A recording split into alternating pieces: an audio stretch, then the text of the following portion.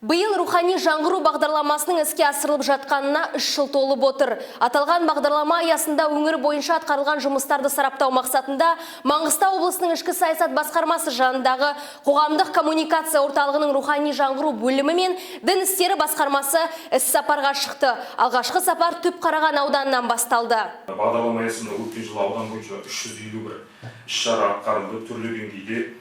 Оны енді бір басынан тарқатып айтатын болсақ, туған жер жобасы аясында аз қамтылған көп балалы отбасыларға жомарт жүрек қайырымдылық акциясы аясында 3 миллионға жуық қаржыға 179 отбасыға азық-түлік дәрі-дәрмектер мен көмектер көрсетілді.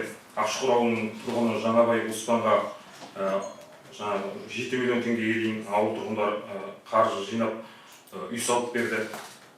Сонымен қатар мектепке жол акциясы аясында 350 балаға қайырымдылық көмек көрсетілді. Жалпы облыс бойынша тұңғыш біздің ауданымыздың белсенді жастардың ұйымдастыруымен тұңғыш бірінші грант бал ұйымдастырылды. Оның қорытындысы бойынша 7 жағдайы төмен отбасыға қаржылай қолдау көрсетілді. Енді біз Ақшұқыр ауылынан өздеріңіз әлеуметтік желілерден көрген шығарсыздар. Маңғыстау өлкемізге белгілі меценат Иса Бимырзаевтың 4 үй тұрғызып, осы жағдайы төмен ауылдың тұрғындарына үлестірілді. Жастар жылын алатын болсақ, өткен 2019 жылы жастар жылы аясында Форт-Шевченко қаласынан осы демеушілік пен жастар алиясы бой көтерді. Сонымен қатар Сайын Шапағатов ауылынан Ұлы Отан соғысы ардагерлеріне арналған стела, боздақтарына арналған стела орнатылды.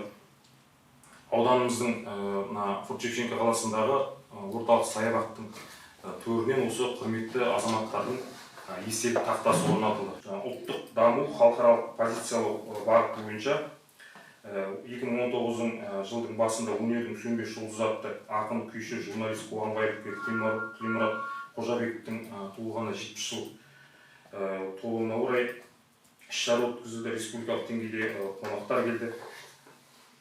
Әбіш Кекілбаевтың 80 жылдығына арналған абыздың білім алған Шақты орта мектебінде ұлт руханияттың алып бәйтерегі Әбіш Кекілбаев атты әдеби сазды кеш өтті.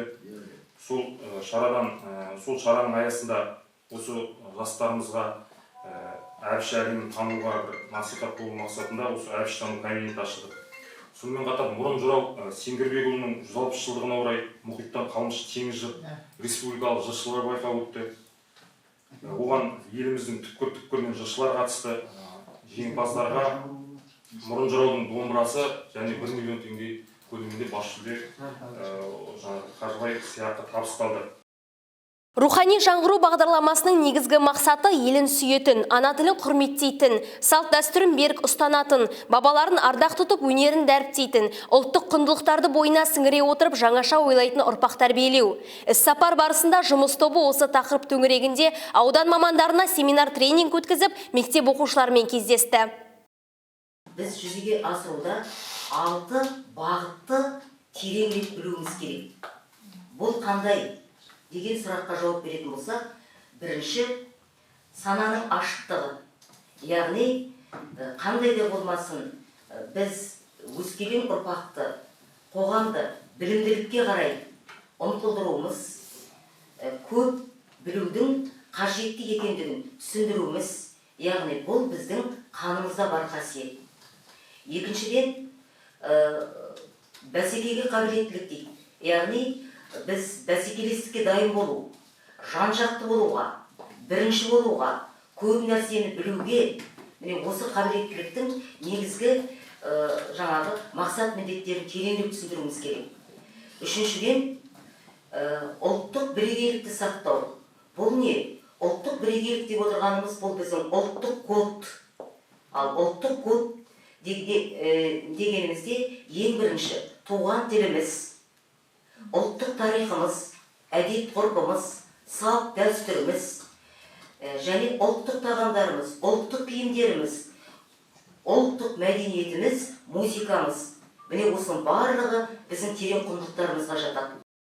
Ұлттық санамыздың қалыптасу негізінде ұлттық тәжірибелермен қатар діни құндылықтарымызды да ескеру қажет. Өйткені қазақ халқының дәстүрлі діні ұлттық кодымыздың тарихи негіздерінің бірі болып табылады.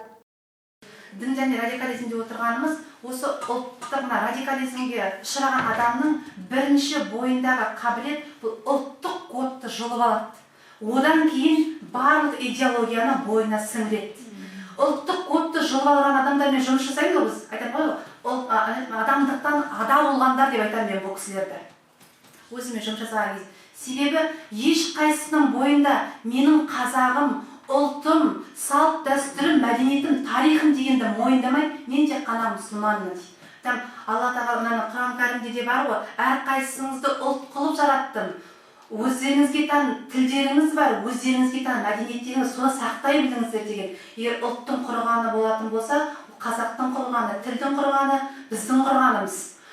Айта кетейік, Түпқараған ауданында биыл 200 орындық кинотеатрдың құрылысы басталып, Сүлеймен атындағы спорт кешені мен Мұрын жырау музейі қолданысқа беріледі деп жоспарланып отыр. Мөлдір Махмутова, Амандық Амакулов, Маңғыстау облысының қоғамдық коммуникация орталығы.